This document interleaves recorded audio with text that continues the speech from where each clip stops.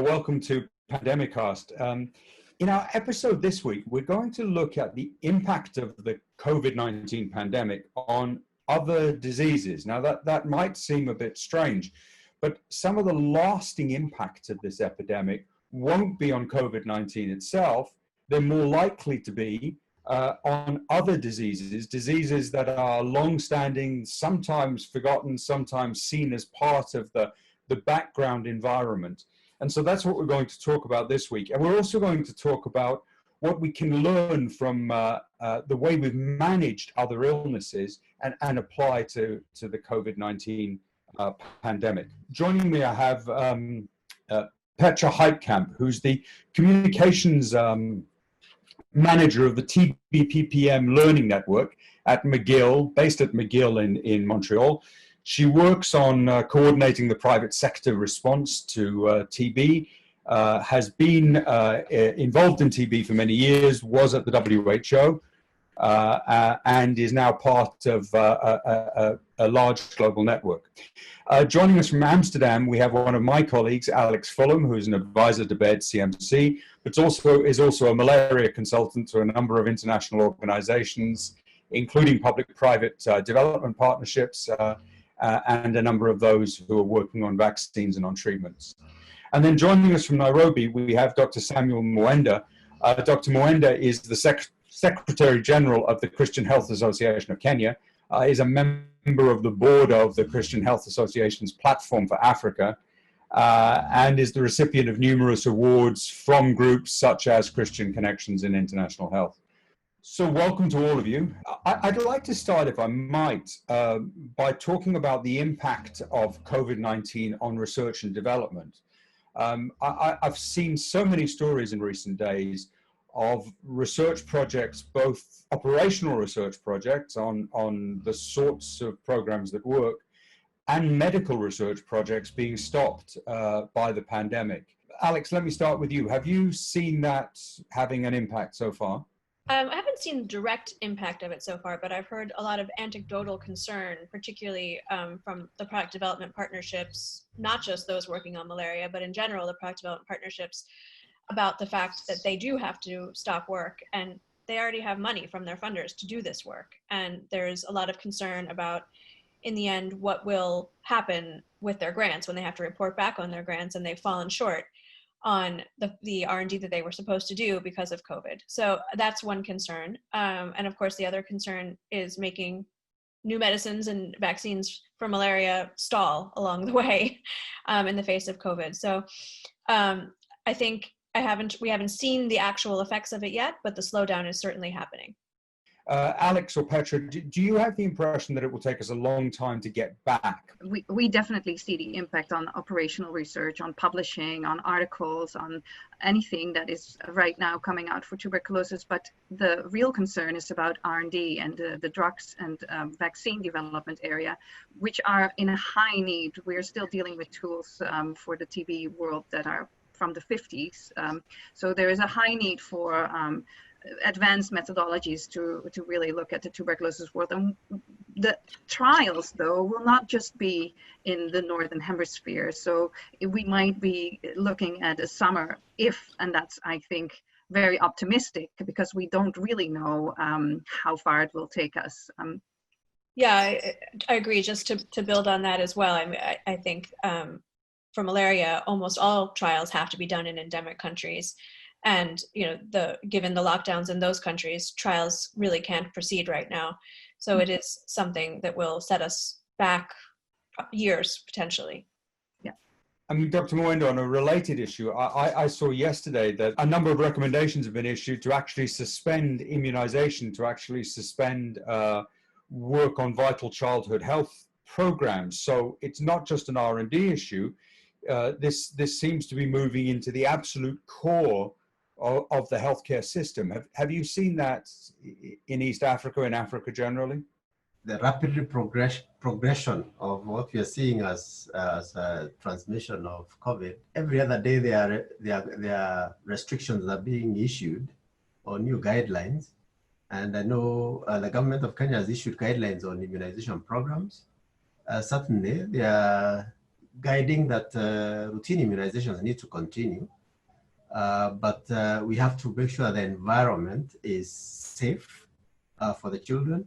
But given that there's so much media information on COVID and the risks and a lot of promotion that people should stay at home, you can also expect mothers will have fear of moving out to go to centers where immunizations are being provided. That is, for me, the greater risk. It's a well-founded fear. I mean, we can't say to those parents, there's nothing to worry about. We have to present a much more complicated message about the balance of risks and benefits, right? Which must be very difficult to do, especially in rural settings. There are also restrictions in terms of transportation. The other practical challenge is really the health workers. They are really feeling so vulnerable because they don't have access to the personal protection equipment, which they know they need to have. So that is another factor that we may not have the health system being appropriately, adequately available to support routine services such as immunization.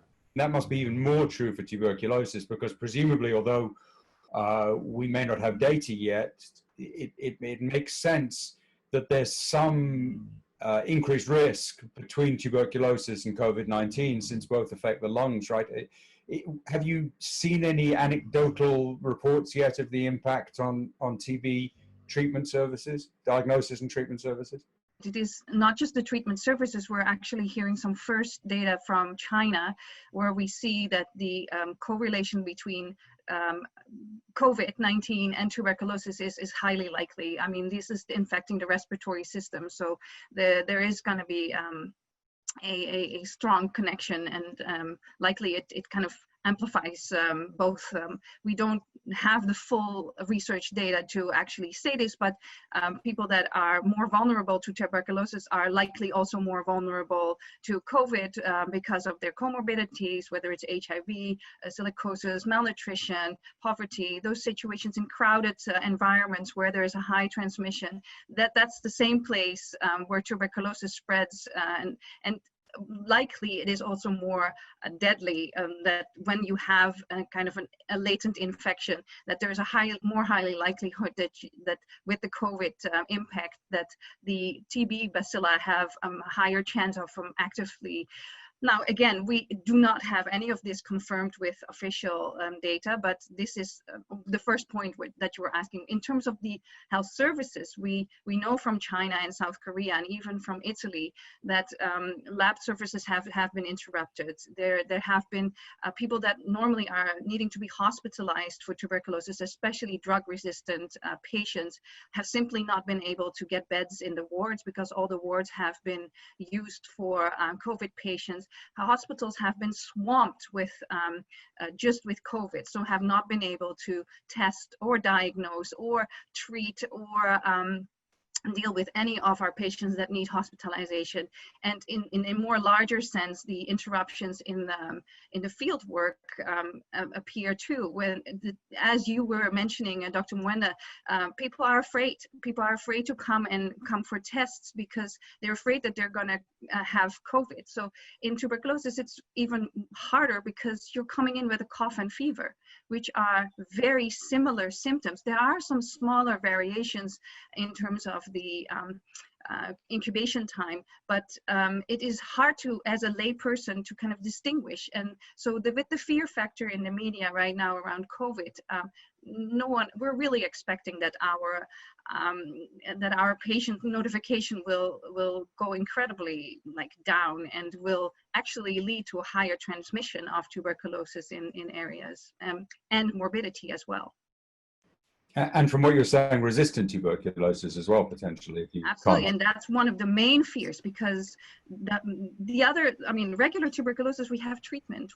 Even though it's hard to cover the whole population, which is it can only be called a neglect that 4,000 people die of tuberculosis per day, which is, the numbers are just staggering if you compare it with COVID, but it's a neglected disease. And within the Northern Hemisphere, we've dealt with tuberculosis in a way which is a lesson maybe for COVID. If you look at the numbers since 1800, because it is such an old disease, we have about 1 billion people who have died of tuberculosis. Which is an astonishing figure in the time we have records, and 4,000 a day. One is a global scandal which has brought the international economy to a halt, and the other is sort of accepted as a fact of life. How do all three of you think that we can bring some of the urgency, some of the horror, some of the determination that has characterized the response to COVID-19 to some of the older diseases? Malaria has managed to, in the last 20 years, make great strides. When I began working in malaria, a child died of malaria every 30 seconds, and now we're down to a child dying every 2 minutes of malaria, which is still way too much, but a great improvement. So I think malaria has actually managed to catch the attention of the world's leaders and have huge amounts of funding and have programs set aside specifically, within the US government and leadership of the UK and leadership, of course, of the Bill and Melinda Gates Foundation for COVID. A little bit of a backslide. It's almost being a victim of its success, because as we have come down so much, other diseases have already taken the attention away. We have a child dying every 2 minutes of malaria. If a child were dying every 2 minutes of COVID-19, it would be dominating all of our global coverage. Is it simply a question of geography and of who's affected, or is it that we've somehow failed to communicate the urgency of one and not the other? The fact that COVID Pro is a fairly new disease. The other diseases have been there with us for quite a while. There's been probably a lot of investment over the years. There's been successes. What we would wish to see is that the kind of attention that's being given to COVID, we would wish that such, multi-sectoral response with top leadership is given to all the disease conditions that are affecting a huge number of people that have major morbidity and mortality consequences. This has been good, the way our countries have responded, but we wish this can be sustained or translated to even other conditions and issues that have major public health impact. It does show the capacity. Do you think there's a way that we can take that response and try to apply it to these seemingly intractable problems of TB and malaria, for example? For those of us in the health sector, we wish the lessons that we are learning can actually be applied to these other major public health conditions. Part of the reason that COVID is drawing such massive attention, even in our own countries here in Africa, is because of the major economic impact that we are seeing coming, and also the social impact that it's having on how people live and relate to each other. And to have for the change that is required in terms of socio and socio-economic activities and the way people, our culture and our practices and so on, it's been necessary for government to take total leadership. But we would wish that this kind of effort is done towards other disease conditions. But I think we would have to do better in packaging the economic impact of the other diseases as well, with evidence and continuous monitoring and putting forward evidence and having advocacy that is effective, so that we draw attention and the necessary action from the entire government and partners. This is a really important point, and the malaria number for the economic impact on malaria is about 20 years old, the number that we have, and it was done by Jeffrey Sachs a long time ago. I've been advocating within the malaria community to have that study redone. And I think, as you say, it's ever more important now that we do that, because of course these other diseases have devastating economic consequences that we just don't talk about enough. Because we probably underestimate the impacts too. What we've seen from COVID is there are all of these hidden impacts of disease, which we tend to miss in our analyses of the direct costs. From TB, we have studies on the productivity of workers, and there's so many details, and I think we need to really base on evidence. But the point that I think is what we're forgetting is really the political commitment, or the main political attention and investment that is right now being put forward for COVID. This is something that we've never really seen. Health has always been an underestimated little area. Whereas if you ask any individual, including the health minister, what is your priority in your life? It often is my family, my health, and their health. Health is one of the first priorities. And I think what we're seeing with the COVID, that this attention towards health is actually a priority for everyone around the world, and therefore needed investments, and therefore needed political will, which is all we can, in our technical areas, we can provide the data. But if we don't get the attention from the right people to actually read those data and follow through with investments and with attention, all of us need to really work together. We need to really pull those resources together and galvanize the momentum that is created by COVID, and show that we need to deal with public health threats. I think it all comes really down to having strong health systems, and that's something that benefits every disease and every human. The other lessons for me from COVID is the importance of having a healthy older population. We've seen this enormous economic impact of older people being healthy, being resilient, and that enabling their families and societies to continue to function in a good way. I think if I remember the figures correctly, the average Kenyan is now living 10 years longer than he or she did before the turn of the century, which is remarkable. But does mean we have to focus on how to keep people healthy and happy and productive members of their families for as long as possible. What impact do you see the pandemic having on that? With the emergency that we are now facing, we are seeing all resources being directed towards the preparation for the emergency.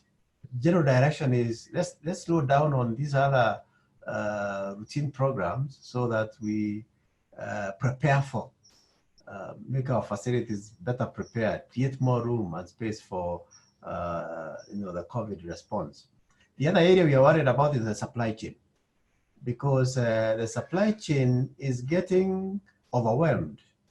As they try to direct attention to addressing this new threat, but also the fact that we depend a lot on supplies coming from outside our countries, and with countries in the east and in the north being shut down and restricting shipments, has been a serious threat to our supply chain. And we're seeing commodities going down, we're seeing costs going up. And as you say, those are the conditions that tend to be funded by national governments from their own budgets, because there are very few donor funds available from that.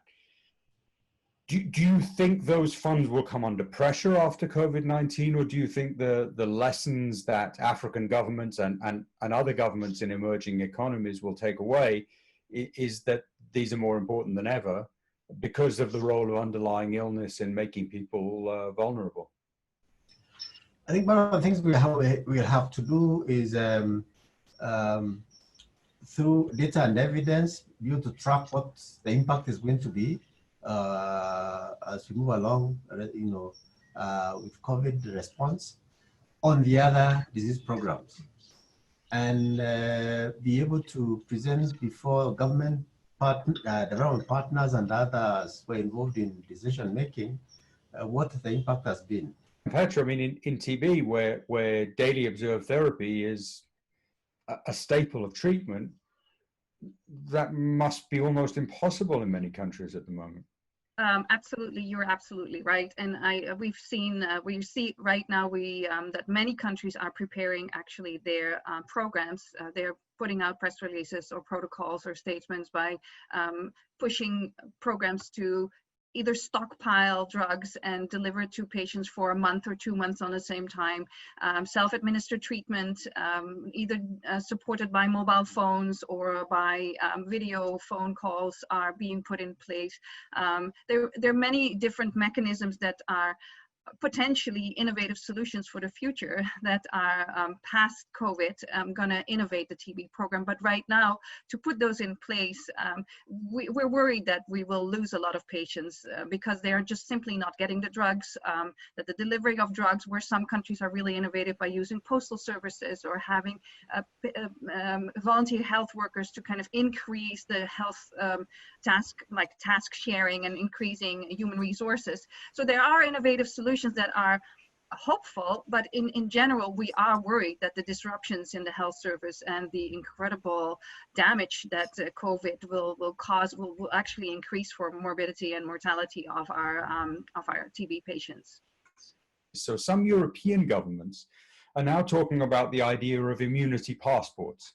It seems to me it has quite worrying implications for diseases like HIV and TB, maybe less so for malaria, but for a broad range of diseases, as we look to a future where somehow we have to prove we're at risk, we're not at risk, we're immune, we're not immune. Does it scare you? Oh, it frightens me. If I look at this based on the knowledge within the TB world that we already know about the stigma, the privacy issues that are related to that. In India, there are people that are getting crosses on their doors because they are now COVID patients. I mean, we are very well aware of those situations within the tuberculosis community and have been battling and really trying to have open access. But that will lead down the road of I don't know what the word is, a sort of a racism in infectious diseasesism, or whatever the word is that we're going to find for it. But this is going to be a larger division of the inequities in the world that we're already seeing. I mean, it's always the vulnerable people that we're actually needing to right now support. It is the people that are the most at risk for getting COVID who actually need to get first the testing and first the treatment and first the support, because we're as strong as the weakest chain in our link. I'm going to ask Kieran to give us a little bit of data on the way that media and social media have looked at HIV, TB, and malaria this year compared to last. And so we've used some of our measurement tools to look at what I suspect anecdotally we all think is true, that there's been a neglect of other diseases because of COVID. Kieran, is that true in reality? In actual fact, Mark, it's not. What we've actually seen is that tuberculosis between 2019 and 2020, actually the coverage was fairly steady. In terms of HIV, there were overall higher levels of coverage in 2020, and the same with malaria. In the example of TB, obviously we witnessed World TB Day last month. And what we actually saw on World TB Day was that there was considerably higher media exposure on World TB Day 2020.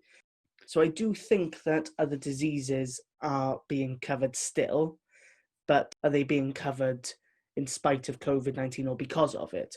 The interest is there, but it's important, I think, to extend beyond COVID-19 the fact that we do need to recognise malaria, HIV/AIDS, tuberculosis, non-communicable diseases, and indeed all conditions as serious health issues in their own right, and to ensure that while we do pay attention to COVID-19, we don't neglect it in the process. That, I think, is almost an encouraging note to end on. So if I may, I'd like to thank our panelists very much. It's been a really very interesting discussion. We've had with us Dr. Samuel Mwenda, the Secretary General of the Christian Health Association of Kenya, and a member of the Christian Health Association Platform for Africa Board. We've had with us Dr. Petra Heitkamp, who is the coordinator of the TB-PPM Learning Network and based at McGill, University of Montreal, speaking to us from Ottawa tonight. And we've had my colleague Alex Fulham, who is an advisor to Baird CMC and to a number of international malaria groups and product development partnerships.